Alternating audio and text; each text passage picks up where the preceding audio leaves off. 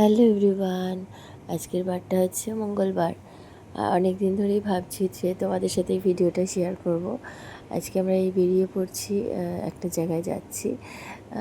ওখান থেকে আসলে আমরা সবজি বাজার করি, তো সেটাই তোমাদের সাথে শেয়ার করতে চলেছি। কোথা থেকে আমরা সবজি বাজার করি, অনেক দিন ধরেই ভাবছি যে এই ভিডিওটা করব তোমাদেরকে, কোথা থেকে আমরা বাজার আনি। ওখানে এতটাই সস্তায় পাওয়া যায় যে এখানে গঙ্গার সামনে যে এই যে দোকানগুলো দেখছো, এগুলো মানে প্রচণ্ড পরিমাণে দাম। সেই জন্য এখান থেকে কিনি না, একদম হাতের নাগালে হলেও এখান থেকে একদমই কিনি না। প্রচণ্ড পরিমাণে দাম নেয়, মানে ওখানে যেখান থেকে কিনি সেখানে ডবল দাম এখান থেকে নেয়।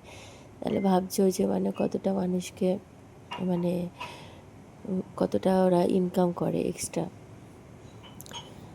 আর এই দেখো সকাল সকাল উঠে আমরা বেরিয়ে পড়েছি। আর সবাই কেমন আছো? আশা করছি সবাই ভালো আছো। আমার ভিডিও যদি তোমাদের ভালো লেগে থাকে অবশ্যই কিন্তু লাইক, কমেন্ট অ্যান্ড সাবস্ক্রাইব করে দিও আর শেয়ার করে দিও।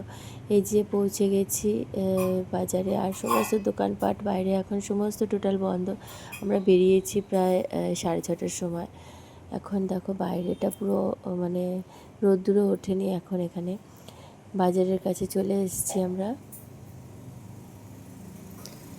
এই যে সমস্ত বাজার, আর বৃষ্টি হয়েছে বলে না ভেতরটা পুরো একদম কাদা কাদা হয়ে গেছে। আমার গলার অবস্থাটা খুবই খারাপ,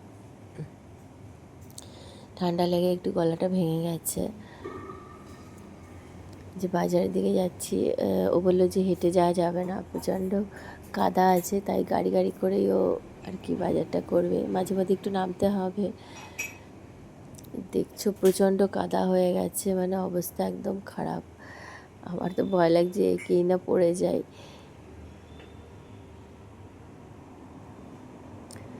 পুরো কাদা, একদম কাদা কাদা হয়ে গেছে চারিদিকটা। এখানে সত্যি অনেক সস্তায় পাওয়া যায় সবজি, মানে হাফ দামে পাওয়া যায়। অনেক বড় মানে জায়গা নিয়ে এখানে বাজারটা বসেছে। তোমাদের কেমন লাগছে অবশ্যই কিন্তু আমাকে কমেন্ট করে দিও।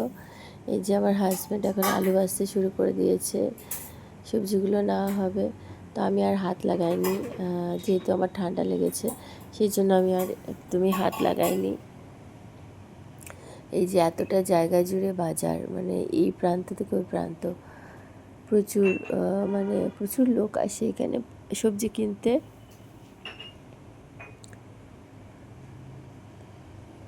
আর আমরা তো মানে 10 দিনের সবজি একবারে নিয়ে যাই, কারণ বারবার আমার হাজব্যান্ড বাজার করতে ভালোবাসে না, তো সেই জন্য একবারে করে নিয়ে রেখে দিই বেশ অনেক দিনের।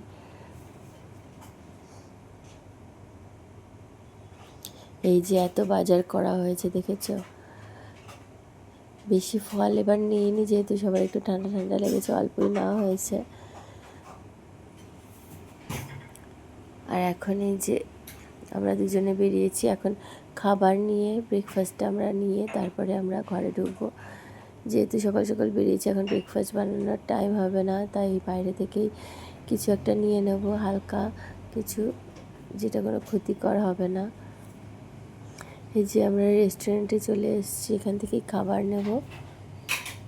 তো আমরা ধোসা অর্ডার দিয়েছি, এখন ধোসা বানাচ্ছে। তো আমরা দুজন এখন বসে আছি, বসে বসে কী করবো। আর এই যে বাড়িতে চলে এসেছি বাজার নিয়ে, আমরা খাবার নিয়ে বাজার নিয়ে সব চলে এসেছি আমরা, এত বাজার হয়েছে।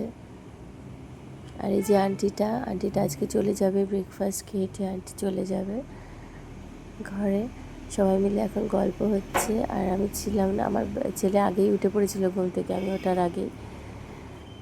আমি যখন যাচ্ছিলাম বাজারে তখনই উঠে পড়েছে, ওকে জল টল খাইয়ে একটু খাইয়ে আমি বেরিয়েছিলাম। আর এই যে ব্রেকফাস্ট চলে এসছে,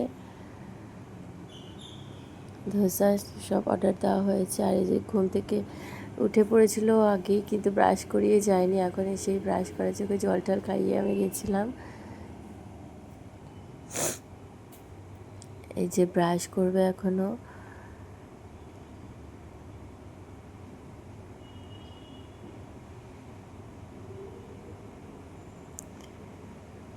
আর এখন এই ওকে ব্রাশ হয়ে গেছে, ওকে খেতে দিয়ে দিয়েছি অ্যালভিনকে। এখন মেয়ের খাবার তৈরি হচ্ছে, মেয়ের জন্য খাবারের জন্য প্রিপারেশান চলছে। একটু ড্রাই ফ্রুটস গুঁড়ো করে নিচ্ছি, আর একটু মাখানাও যে ভেজে রেখেছি ওটাকে একটু পাউডার বানিয়ে নিই, যেহেতু মাখানাটা খুবই ভালো শরীরের জন্য, বাচ্চাদের জন্য।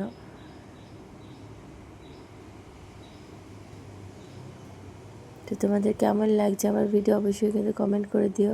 বোতলগুলো সব খালি আছে, তাই বোতলগুলো একটু ভরে নিচ্ছি।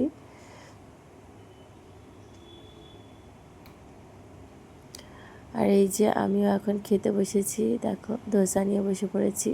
এখনও মেয়ে ওঠেনি, ও ওঠার আগে আজকে খেয়ে নিয়েছি, অন্যদিন ওর সাথেই খাই। আর এই যে আমার মেয়ে উঠে পড়েছে, ওকে ব্রেকফাস্ট খাইয়ে দিয়েছি। আর এই যে এখন ব্রেকফাস্ট খেয়েও খেলতে শুরু করে দিয়েছে দুজনে মিলে। ওর এটা খুব ফেভারিট পুতুল, ওটা নিয়ে খেলছে। আর এই যে মা আমার আলমারি গুছিয়ে দিচ্ছে। আমার কাপড় তো অনেক বেশি, অন্য আলমারি সমস্ত কাপড় গুছানো হয়ে গেছিলো, পরিষ্কার করা হয়ে গেছিলো, কিন্তু এটাই বাকি ছিল, তাই মার জন্য রেখে দিয়েছিলাম। আমি জানি মা আসলে এটা গুছাবে, প্রত্যেকবারই গুছিয়ে দেয়। তো আমি পরিষ্কার করে দেবো, তারপরে মা ওটা সুন্দর করে গুছিয়ে দেবে। সমস্ত কাপড় চোপড় মানে নিতে গিয়ে না একটু ওলট পালট হয়ে যায়। তো এত কাপড়, সেই জন্য মানে আমি হিমশিম খেয়ে যাই, ভাবি যে কীভাবে গুছাবো কে জানে। তো ভালোই হয়েছে মা এসছে বলে মা এই কাজটা করে দিয়েছে। আর এই যে আমি ভেতরটা, উপরটা যেহেতু মা হাত পাবে না, সেই জন্য উপরটা আমি পুছিয়ে দিলাম। এখন মা গুছিয়ে নেবে ওখানটা ভালো করে। ভালো করে কলিন দিয়ে আমি পুছে দিয়েছি ভেতরটা। আলমারিগুলো বছরে একবার করে না গুছালে না হয় না, পরিষ্কার না করলে হয় না, ভেতরটা ধুলো ধুলো পড়ে যায়। আর এই যে মেয়ের জন্য একটু পেঁপে দিয়ে ডাল বানাবো, আমাদের জন্য পেঁপে দিয়ে মসুর ডাল দিয়ে একটা মাখা মাখা তরকারি করব। আর এই তখন জাম নিয়ে এসছি, আর এই জামটাকে মাখা করব। হলুদ দিয়ে দিয়েছি, একটু নুন দিয়ে দিয়েছি। আমার এইভাবে জাম মাখা খেতে ভীষণই ভালো লাগে। আমার বাবা ছোটোবেলায় এরকম করেই মাখা করে খাওয়াতো, সেই জন্য আমার ওরকমই অভ্যাস হয়ে গেছে খাওয়া, আমার এইভাবেই ভালো লাগে খেতে। জামটাকে নুন হলুদ দিয়ে এখন মেখে নিয়েছি, এখন ভালো করে ওটাকে নাড়িয়ে নেব, একটু ঝাঁকিয়ে নেবো, ব্যাস তারপরে মাখাটা তৈরি হয়ে যাবে।